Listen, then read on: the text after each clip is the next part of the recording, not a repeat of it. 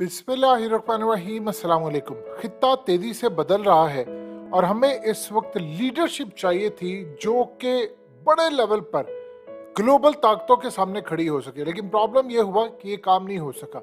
इस वक्त सूरत हाल ये है कि जो बाइडन इस वक्त इसराइल के दौरे पर हैं, वहाँ वो पहुँचे हैं और वहाँ से उन्होंने आगे जाना है सीधा सऊदी अरब। और सऊदी अरब जब वो जाएंगे तो उसके बाद कमर्शियल फ्लाइट्स आना जाना शुरू हो जाएंगी सऊदी अरब और इसराइल की, यानी एक रास्ता खुल जाएगा।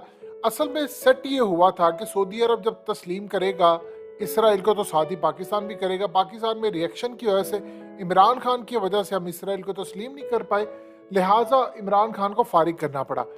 अब जो सूरत हाल पैदा हुई है वो आप जरा स्नैरियो समझ ले कि इस वक्त हो क्या रहा है। देखिए, इसराइल को तस्लीम करने जा रहा है सऊदी अरब, बिल्कुल तैयार है। सऊदी अरब के तस्लीम करने के बाद जो 56 इस्लामिक ममालिक हैं उनमें से आधे से ज्यादा ममालिक इसराइल को तस्लीम कर लेंगे। शायद ये भी हो सकता है कि कुछ अरसे बाद या कुछ महीनों बाद या चंद सालों में आपको सिर्फ 3-4 ममालिक ऐसे रह जाएं, और अभी तक ये गारंटी नहीं दी जा सकती कि उनमें पाकिस्तान भी होगा या नहीं। लेकिन ईरान नहीं तस्लीम करेगा, मलेशिया नहीं करेगा, इंडोनेशिया नहीं करेगा, पाकिस्तान शायद रह जाए, अफगानिस्तान रह जाए, ये 2-4-5-10 ममालिक होंगे, बाकी सारे ऑलमोस्ट तस्लीम कर चुके होंगे। अब जो बाइडन ने इसके साथ एक बड़ी स्टेटमेंट दी है। उन्होंने कहा है कि अनकरीब हम ईरान पर अटैक कर सकते हैं, यानी फौजी हमला वो कर सकते हैं अपनी फोर्सेस के जरिए। उन्होंने कहा हमने इसको न्यूक्लियर पावर नहीं बनने देना, और इसके साथ कहा कि अगर टॉक्स फेल होती हैं तो फिर भी हम इन पर हमला करेंगे। अब आपको पता है इसका मतलब क्या है? थोड़ा पीछे चले जाइए। हकीकत टीवी वो वाहिद चैनल था जिसने सबसे पहले खबर ब्रेक की थी। ट्रंप ने जब जनरल कासिम को मारा था ईरान के, और उसके बाद इन्होंने सीक्रेटली पाकिस्तान से कहा था कि हमें अड्डे चाहिए ईरान के खिलाफ हमले के लिए। उस वक्त इमरान खान की हुकूमत थी और उस वक्त पाकिस्तान ने कंप्लीटली इनकार किया था।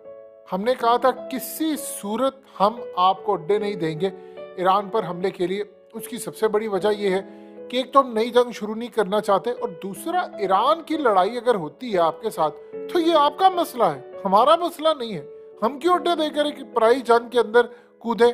हमने अफगानिस्तान में जो गलती की हम नहीं करेंगे। ट्रंप ने उसके बाद ये नहीं कहा कि मैंने इमरान के साथ ये कर देना वो कर देना। पाकिस्तान ने जब सूरत हाल देखी तो उसके बाद अमेरिका ने पाकिस्तान को नहीं कहा, लेकिन उनकी एस्टैब्लिशमेंट ने फिर इमरान खान का तख्ता उलट दिया, क्योंकि वो अफगानिस्तान से निकलना नहीं चाहते थे, उन्होंने अड्डे मांगे थे। हमने उनको यहाँ से फारिग कर दिया और जलील करके निकाला।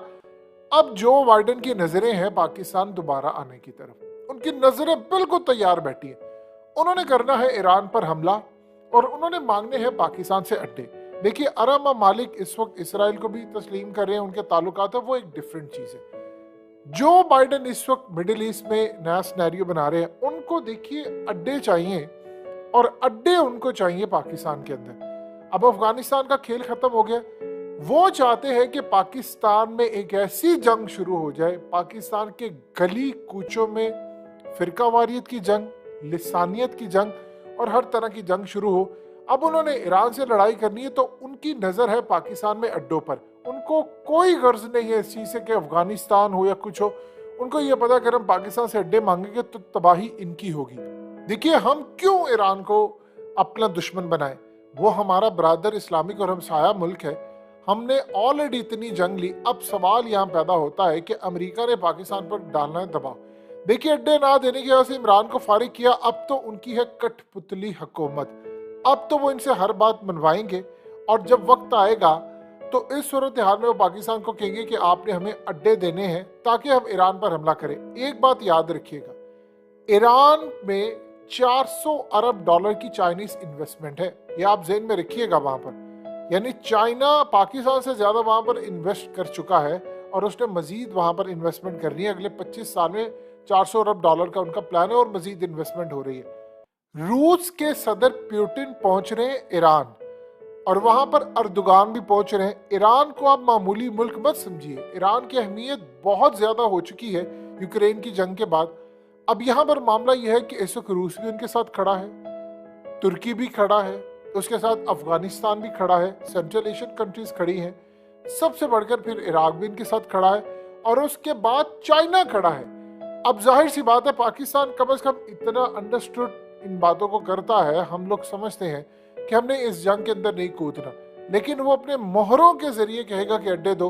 अगर खुदा ना खासा आप इनको अड्डे देते हैं तो आप समझ लीजिए आप उल्टी गिनती पर अपने दस्तखत कर लेते हैं। ईरान अफगानिस्तान नहीं है, ये बात ज़हन में रखिएगा। ईरान ड्रोन्स दे रहा है किसको? रशिया को। किसके खिलाफ लड़ने के लिए? यूक्रेन और अमेरिका की अगर फोर्सेस आती है उनके खिलाफ। ईरान के जो ड्रोन्स है आप उसका अंदाजा नहीं लगा सकते। पूरी दुनिया में सुरुए जमीन के ऊपर प्रॉक्सी जंग ईरान से बेहतर कोई लड़ नहीं सकता। आप ये देखिए कि सूरत हाल क्या है कि उन्होंने फलस्तीन के अंदर हमास को कहां पर वो खड़े होकर उन्होंने सपोर्ट किया और फिर कैसे इसराइल पिछले साल हारा, ये आप सबने देखा। अब यहाँ पर सूरत हाल ये है कि जब अमेरिका आपको कहेगा तो आप कहां पर खड़े होंगे? जाहिर सी बात है, पाकिस्तान अगर इनकार करता है तो अमेरिका पाकिस्तान को उसकी सजा देगा। आप ये देखें, ये जो IMF का मुआहदा हुआ है, उन्होंने जल्दी अब ये काम करवाया। आपको क्या लगता है कि उन्होंने IMF के मुआहदे के बाद चुप रहना है? उन्होंने पाकिस्तान से बहुत कुछ लेना है। ये इमरान खान को निकालना तो स्टार्टिंग पॉइंट था, उन्होंने आगे जाना है। उनकी नजरें पाकिस्तान में अड्डों पर है। अफगानिस्तान में जंग खत्म हो गई है तो उन्होंने क्या छोड़ देनी है?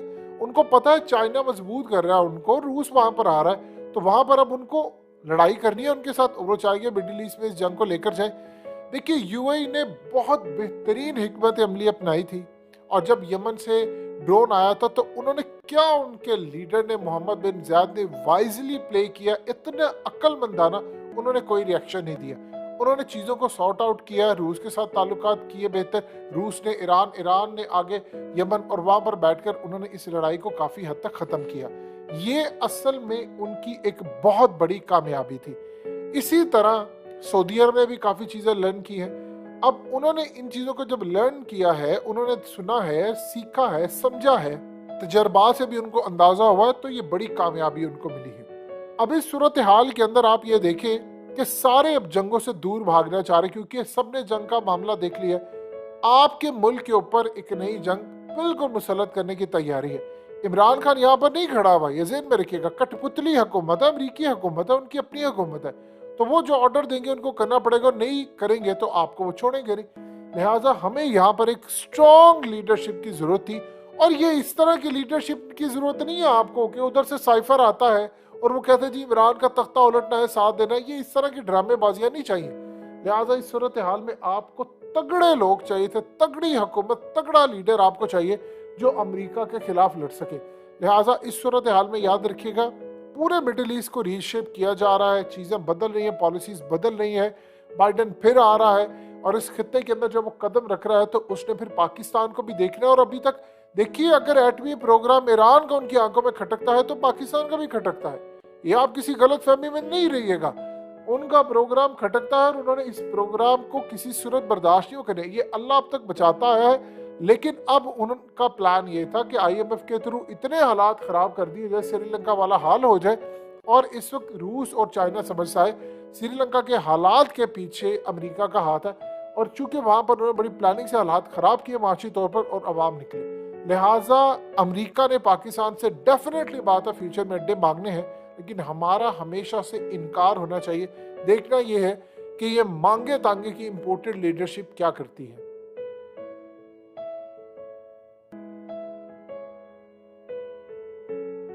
हकीकत टीवी को सब्सक्राइब करना मत भूलें, वीडियो को लाइक करें, शेयर करें, और कमेंट सेक्शन में अपनी राय का इजहार जरूर करें।